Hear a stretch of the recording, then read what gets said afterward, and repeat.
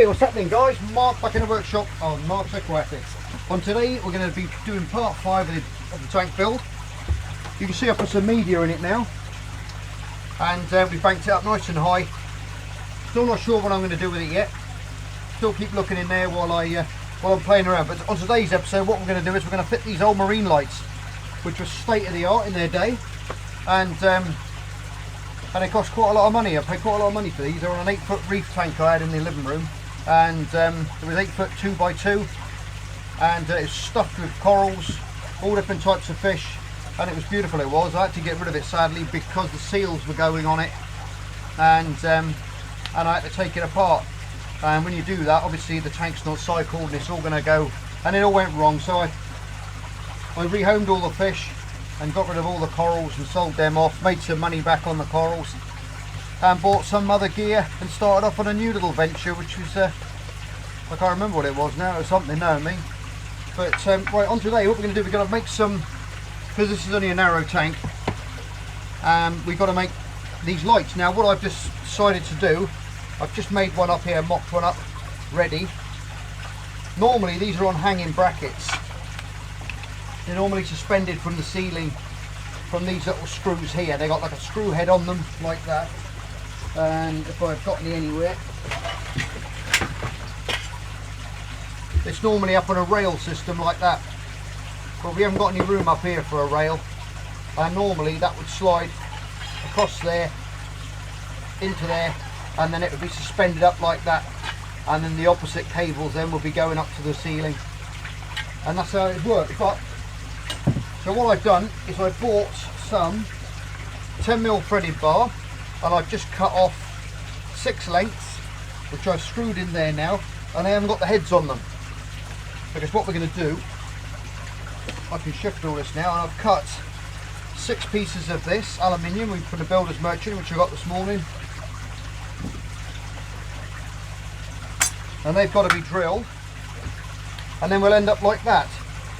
I'm not sure if I've set this tripod up. You might be able to see if I put it down the other end. But basically, it'll fit now on the top, like so.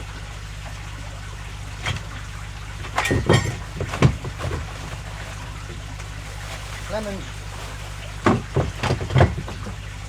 Little lemons wrecking the joint as usual.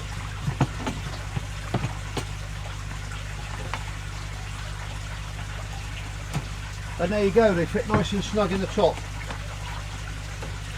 So that's what, and well, I don't think you can see it, I can't see it from here. Completely gone inside that helmet, inside the lid there, so we're going to have no upwards glare, so all that light is going to be going down. And they've got quite a good angle of, good degrees on them. I think I'm sure we're about 45-degree angle on these. So as that one spreads that way, then this one will spread that way likewise, and it'll just illuminate the whole tank equally. So that's the sort of thing we're after. So basically now I've got 2 more of these brackets to make, so we've got to do some drilling. Those are screwed in, ready to go. I've got a huge bank of wires over there, computer system that runs these things. These lights are absolutely amazing. I'm not sure if it'll work anymore, because these are the AI Sol Blues, and these are the AI Sol Whites. Now they have got a slight difference to them. They've got different programming in them. For when you link them up, you can get thunderstorms, you can get all sorts of stuff, and you can have it periodically coming on. Hopefully it'll work, and I can show you guys how it works. But getting back to this, I've pre-marked all these out. Now I've got this funky little tool, don't know if you've ever seen one of those. It's called a push hammer. Well, I've always known it as that. I basically push down, and it releases, and you get a nice little pilot there, so you get where the drill goes through, so it doesn't go, so you don't go ice skating all over the place with your drill bit. Very handy little tool. So I'll just pop these quickly.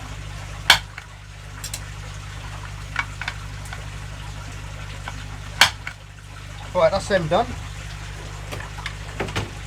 Handy having the bench here with my toolbox underneath now, so I can grab all my stuff as and when I want it without running about everywhere. Right, we've got the butterfly nuts up there, that there, Got my faithful little step bit there. But if you've seen me use these, if you're used to my videos, you must have seen a few. I've used these a few times. I've got a bigger one there. I just thought I'll let you have a look at. This is the new one I bought the other day actually. It goes from the pilot at the top, from 6mm, focus dude, down to 32mm holes. Lovely bit of kit. And they're not that much, to be honest. Not that much at all. Right. Hold that there to stop it doing. Make sure that's nice and tight. Lock that into position. Got to be careful when you're drilling like this, guys, because I mean I'm used to these sort of things. But if you've got a vise, obviously use a vise, or if you've got a glove or anything like that, because if this drill gets like locked up in there, it can spin very quickly. That's why I try and hold it on the edge, because you've got a little bit more to play with there. Then you can put a couple of screws in the wood either there and stick it in between to stop it doing that as well, if you want to make anything like this.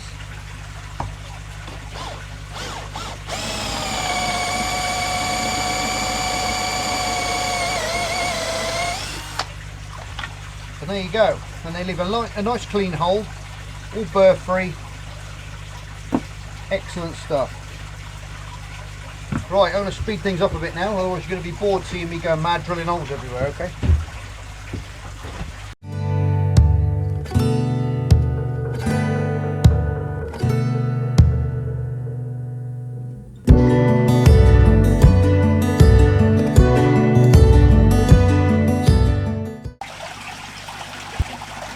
Oh well guys, that's all done. I thought while I was I just turned around and my little koi were up looking for some food, so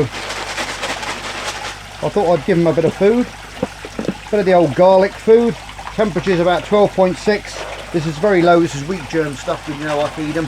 So I'm going to put I'll put a little handful in there, not much. Come and have some grub, little dudes. There you go. They'll come up for that. And it is lovely having them in the workshop with me throughout the winter. It really is. Yeah guys, and if you want to go and check out another little guy's channel, he got in touch with me the other day. He's called Everything Better. Nice young lad, loves his aquarium, and I think I looked on one of the last ones of him and he was whispering away there, and he was saying basically, people were saying to him, why are you whispering? And he said, because my mum's asleep. It did make me laugh, that one. Anyway, go and check his channel out, give him some love, hit him up. He's itching to get to 100 subscribers, and he asked me if I'd give him a little shout out. So here it is, mate. Go and check his channel out, Everything Better. Nice little lad. And right, let's carry on with this build. There they go. Water's lovely and crystal clear. And they're all happy little guys, which is nice. Right, what I've done now is I've fitted all these lights. I'll just twist you around now. I've fitted all these lights now into the hood, and I've cable tied them all in place. Got all the power circulators on there. Sorry, I've got the transformers on there. I've got the all the data cables, the link cables. It's basically like a daisy chain, and you've got like a double jack, and you plug one into one side, one into one side, one into one, and one into one, and that basically links them all together, and then they go through one control box, which I've got here, and that can go anywhere. It's on about 8 foot of lead, so I can put that anywhere I want. I can create thunderstorms with this. Hopefully it'll work. I've got that one light in the middle there, which might be programmed different. I know the lightning storm worked with the 2 white ones, but with this one in line, I'm not sure. So we'll have to see if that works in a minute when I get it all done. So I thought, the filter's all back on, the tube's full of media, full of biohome, and the Micromech from JBL as well. I can show you that stuff. I've got it in my little tub down here.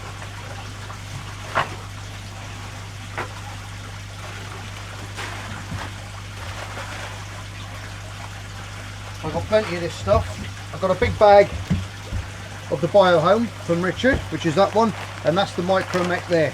I think they're both sintered glass, but both very good medias.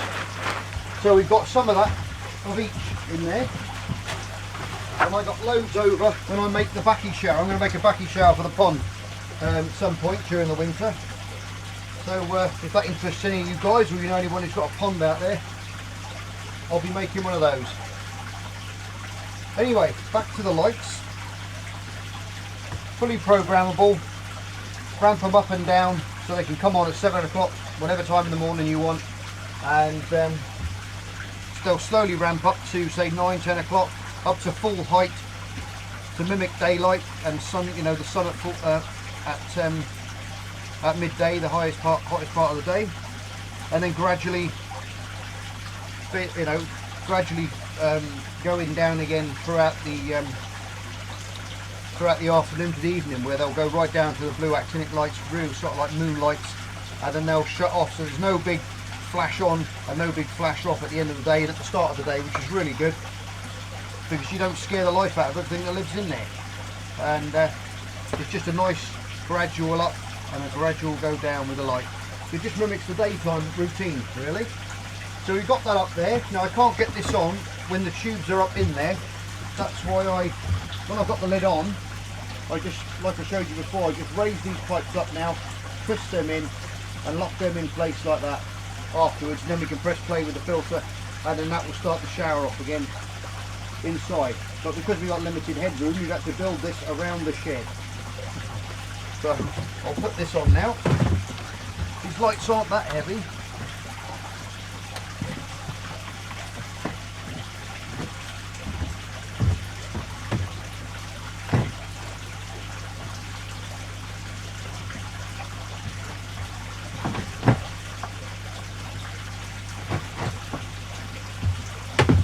I had a wire caught in the side. And now what we do is we can lift, well, it doesn't matter for a minute,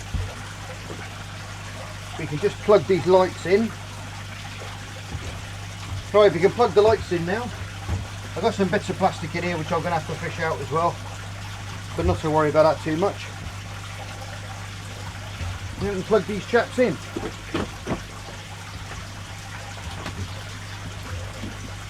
And there we go. Got some fantastic lighting in there now.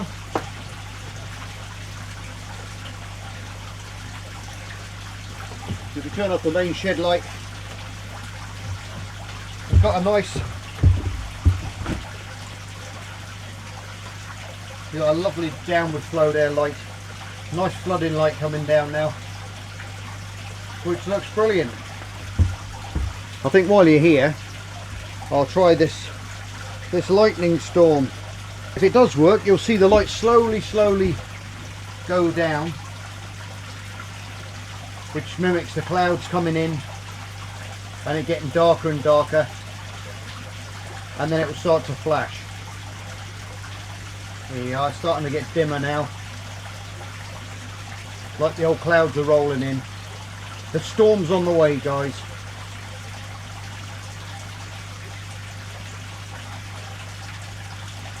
Fantastic lights. They were around £400 each when I originally bought them for the marine tank in my living room. But there you go. And that just, it changes. It goes up and down. Yeah, well, you watch the light show and I'll talk to you about it. It's I mean, those Aqua Illumination still do these lights now. They've got the Vegas. They've got all different types of lamps, which they do. But these older ones, the AI Sols, you can pick them up now on eBay for, I'd say maybe just over £100, where, you know, in the day they were nearly 500 quid a pop, you know, for each unit. And they were a lot of money. But you can pick them up very cheaply now, with the controllers, with the ballasts and everything else. And they are absolutely fantastic lights. You say they'll grow your plants just as good as anything else because they're fully adjustable. And you can see you can mimic, you can program the moon into them, the moon cycle, lunar cycle, all that kind of stuff. They're absolutely fantastic. And when you want to upgrade the software on there, I don't know if you can see it now there, but you've got your little computer there, little lead which you plug into your computer, and you can download the latest software on there as well. So it's fabulous lights, really good lights.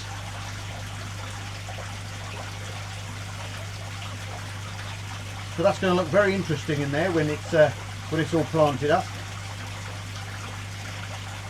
I know the gravel, the volcanic rock looks a little bit high at the moment. I had to tilt the tank forward so it all fell forwards. But I'm going to push that back, and I'm going to aquascape this like I said before. So I'm going to either get some dragonstone in there, or some Siriu, or one of those types of stone with a mountain stone, which look brilliant. And we're going to create like a pocket on each side, like maybe an island with a centre piece, which we're going to carpet in baby's tears or hair grass or something along that nature. But I've got to get some more media to go on the top of that, because obviously that's the base media where that under gravel heating is, and then we can start shaping it up. But it's going to be quite high in the sides, so I can cover a bit of the sponge filter as well, so that it will still filter around and through it. But that'll be interesting. So we're getting to a sort of stage now where it's got to start to get a bit interesting, and we're going to start putting some water in. I'm going to test fill it again today, and then we'll start throwing some plants in there. I've got to order the plants up first and get some more rock. I've got some rock somewhere, but I've got to get the same type, obviously, or it'll look a bit silly if I put two different types of rock in there. So anyway, stay tuned for that, guys. Anyway, as always, you're all stars. Thanks very much for tuning in and watching the videos. And if you're new to the channel, pop back and have a look at some of the older videos that I've done. Loads of different things and topics on there, things to build, things to watch. And as always, you're all stars, and look after yourselves, be safe, and I'll see you on the next episode of Mark's Aquatics. Bye for now.